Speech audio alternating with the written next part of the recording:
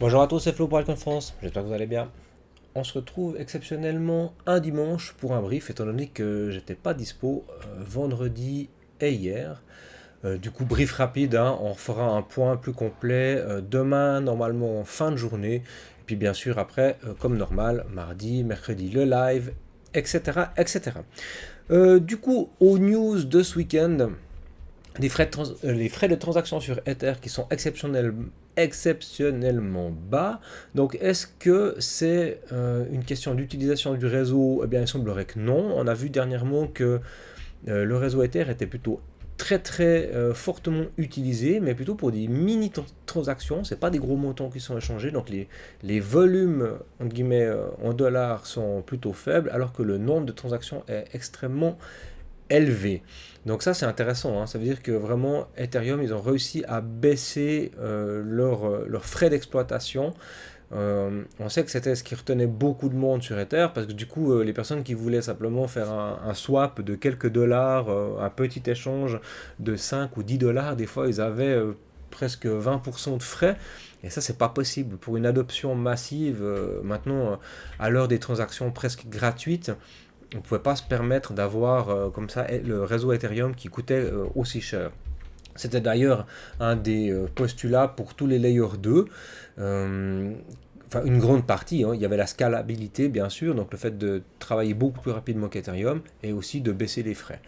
D'ailleurs, c'était une petite discussion que j'ai lancée en fin de semaine là-dessus, parce qu'on a appris qu'il n'y avait que deux layers 2 sur Ethereum qui ont passé les 10 000 $ de revenus quotidiens sur cette fin de semaine, ce qui est extrêmement faible, hein, on va pas se mentir, c'est le réseau Base et Arbitrum.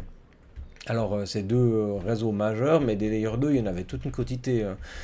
Est-ce qu'elles vont finalement perdurer? Est-ce que l'avenir, Ether, pas en train de nous montrer qu'il est capable de se démerder tout seul et puis qu'il n'a pas besoin de toutes ces surcouches? Donc, des avis voilà, à partager. N'hésitez pas à venir aussi partager votre avis sur l'application, c'est gratuit. Dans les autres news du jour, eh bien, il y a toujours la situation avec le Groenland qui questionne énormément en Europe et puis en tout cas dans la partie plutôt au nord, c'est clair que ça pose plein de questions, hein. Ça remet en question même ne serait-ce que l'OTAN, parce que si les Américains décident d'aller conquérir le Groenland au nez à la barbe de tout le monde, ça veut dire qu'ils vont en fait aller contre des alliés historiques de l'OTAN. Puis là, du coup, qu'est-ce qu'il fait Trump? Parce qu'il n'est pas très content des négociations, il fait un peu un caca nerveux et il décide de remettre des taxes à une bonne partie des pays d'Europe. Bon, on verra si ce sera appliqué ou pas. Je vous rappelle que la légalité de ces taxes, la Cour suprême devait se positionner mercredi dernier, elle ne l'a pas fait. Sauf erreur, ce sera reporté au mois de juin. Donc on verra. Donc c'est un peu complexe là ces temps. Géopolitiquement parlant, c'est un peu le bordel. Est-ce que ça aura un impact sur nos cryptos? Eh bien, on verra. Pour le moment, le marché, ils sont fous.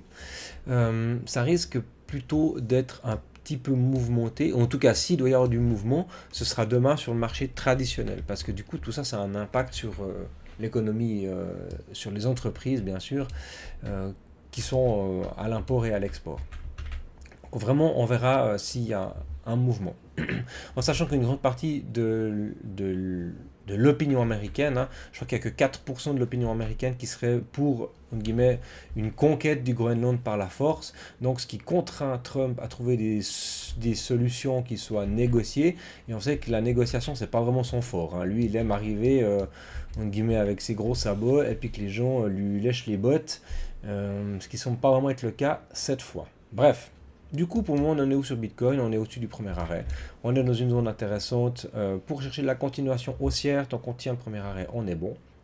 Sinon, ce sera retour sur un week-off check plutôt ici en 4 heures, donc en intraday, sur des niveaux autour, sans doute, des 92 à 92 000, en fait, 92 400 à 92 000.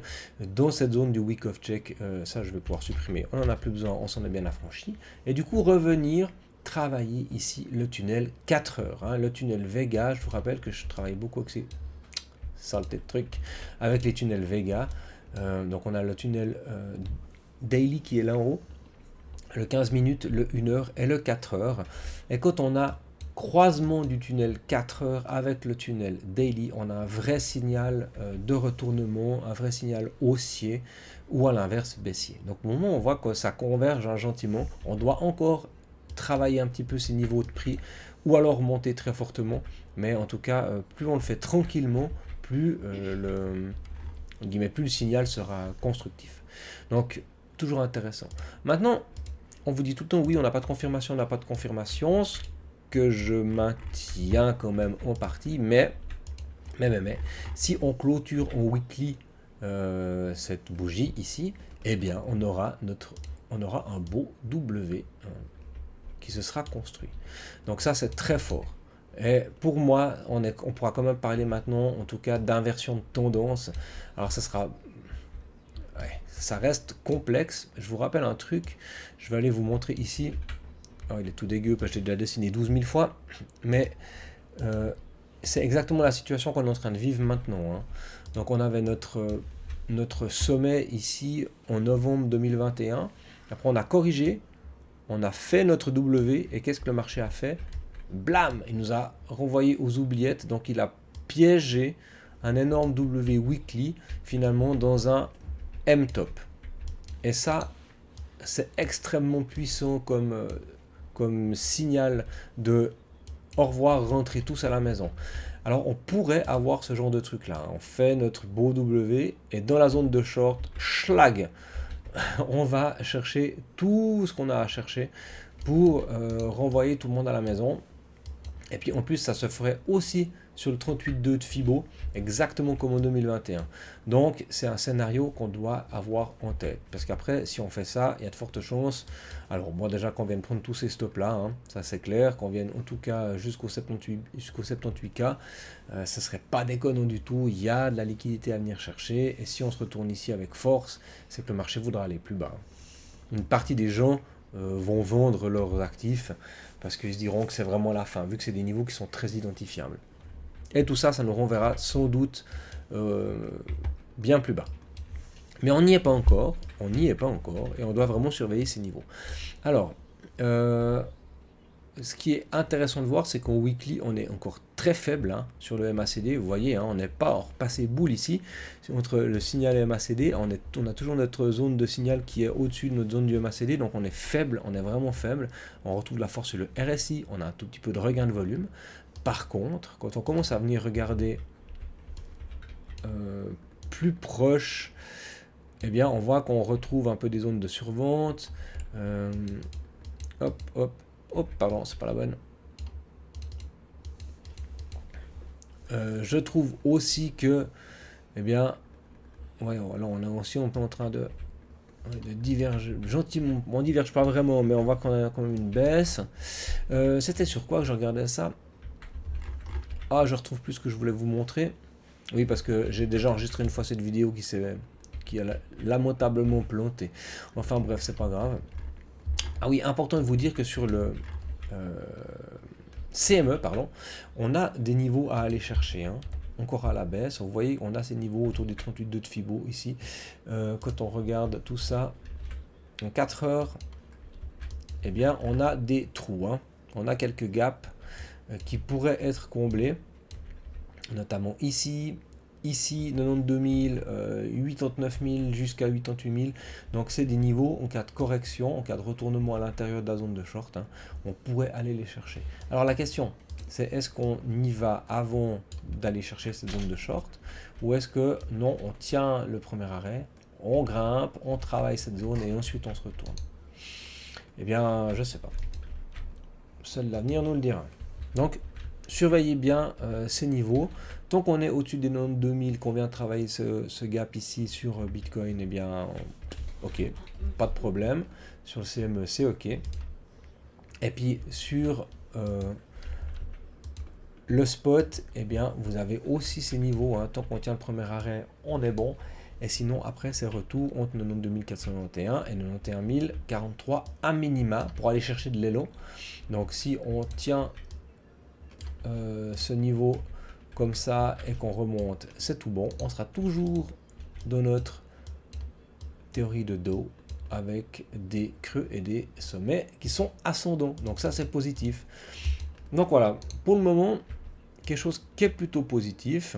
On fait attention au momentum, on surveille ça comme le feu sur le lait, parce que si ça commence à s'affaiblir, eh ben, il y a bien des chances que on se casse la figure. Mais pour le moment, ça tient.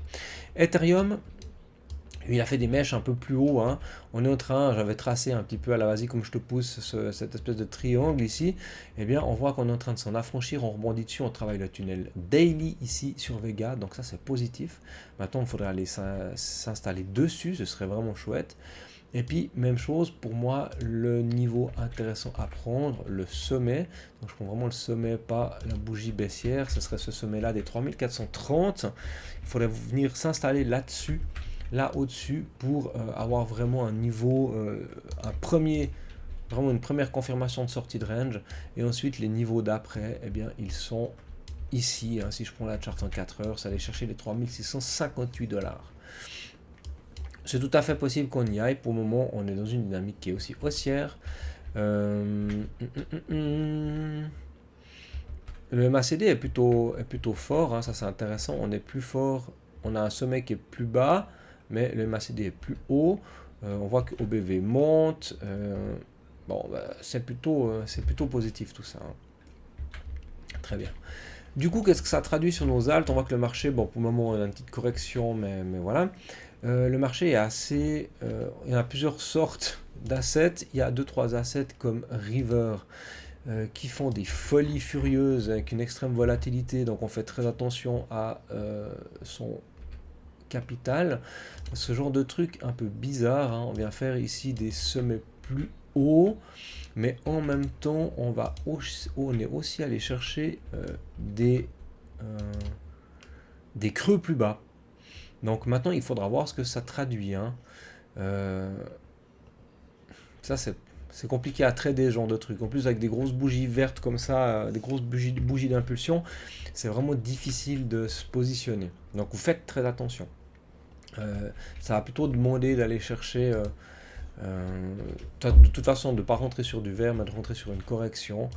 Et puis c'est un bon truc pour se faire piéger, j'ai l'impression. Mais c'est vrai que la dynamique, elle est plutôt intéressante. Hein. Si on prend ça comme ça en daily, c'est pas mal. Après, ben voilà, nous on est rentré on s'est positionné sur ces mouvements-là. On a pu faire déjà des jolis profits. C'est clair que les gens qui sont restés en long depuis les 4 ou 5 $, eh bien, ça fait plaisir. Sinon, on a pas mal de charts qui ressemblent un petit peu à celles de Morpho, où on a gentiment hein, des niveaux qui ont été cassés. En daily, c'est plutôt joli ce qui se passe. Donc, on a Morpho, on a Hype aussi, hyper liquide, qui construisent donc vous voyez en 3 jours ou en weekly, on a des W, on est dans des zones, dans des localisations qui sont intéressantes. Donc ça pose la question de se repositionner pour de l'investissement plus long terme. Donc vraiment des swings qui peuvent durer, comme ici on est sur une 3 jours.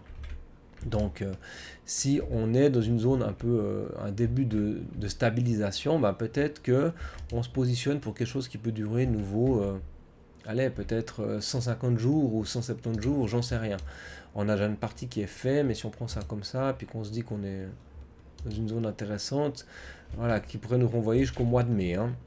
On sait que traditionnellement, mars, avril, c'est des bons mois pour...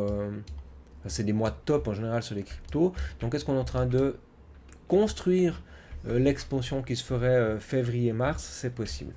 Donc c'est à réfléchir.